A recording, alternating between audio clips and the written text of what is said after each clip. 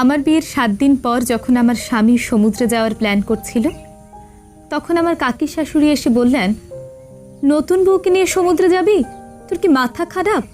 তোর বউ তো ঠিক করে শাড়ির কুঁচি আঁচলও ধরতে পারে না। এই বউকে নিয়ে সমুদ্রে গিয়ে অনাসৃষ্টি করবি বাপু? এই কথা শুনে আমার শাশুড়ি ভয়ে আর আমাদের সমুদ্রে যেতে দেয়নি। আমার বিয়ের প্রথম বিবাহবার্ষিকীতে আমার বর বাড়িতে কাউকে না বলে পাহাড়ে যাওয়ার 2টি টিকিট নিয়ে আসে। কিন্তু তখনই আমার মেঝো ভাসুরের মেয়ের জন্মদিনের গোটা 4 দিন বাকি থাকা সত্ত্বেও বাড়ির কেউই আমাদের পাহাড়ে যাওয়ার জন্য অনুমতি দেয়নি।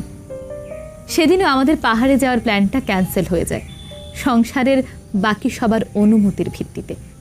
এর পরের বছর আমি মাতৃত্বের জার্নি শুরু করি। বাচ্চা ছোট বলে আর কখনো কোথাও ঘুরতে যাওয়া হয়নি। তারপর একদিন যখন বাড়ির সবাই মিলে ঘুরতে যাওয়ার প্ল্যান করে, তখন আমি সেখান থেকে সরে দাঁড়াই। কারণ ততদিনে আমার পাহাড় বা সমুদ্রে যাওয়ার ইচ্ছেটা মরে গিয়েছে। ততদিনে আমাদের তথাকথিত হানিমুনে যাওয়ার বয়স এবং সময় দুটোই শেষ। বয়স বেড়েছে, হাঁটুর ব্যথা, ডায়াবেটিস, এই জিনিসগুলো ধীরে ধীরে শরীরে বাসা বেঁধেছে।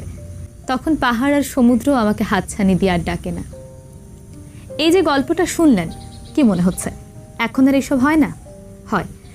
এখনো অনেক পরিবারে এমন অনেক মানুষ আছে যারা অন্যকে নিজের অস্তিত্ব ভুলে বাঁচতে শেখায়, শখ আহ্লাদ করার বয়সে বাস্তবতা দেখতে শেখায়। বিশ্বাস করুন, এমন জিনিসগুলোকে তুড়ি মেরে উড়িয়ে দিয়ে নিজের ভালো থাকার কথা চিন্তা করতে হয়। দুটো মানুষ যখন একসাথে ভালো থাকবে বলে মনস্থির করে নেয়, একসঙ্গে থাকবে বলে মনস্থির করে নেয়, তখন তাদেরকে দয়া করে সাহায্য করুন। এটা করা যাবে না, ওটা করা যাবে না, এই জিনিসগুলো করবেন না প্লিজ। কারো শখকে মেরে ফেলার মতো অপরাধ করা থেকে বিরত থাকুন। নিজের মতামতকে অন্যের উপর চাপিয়ে দিয়ে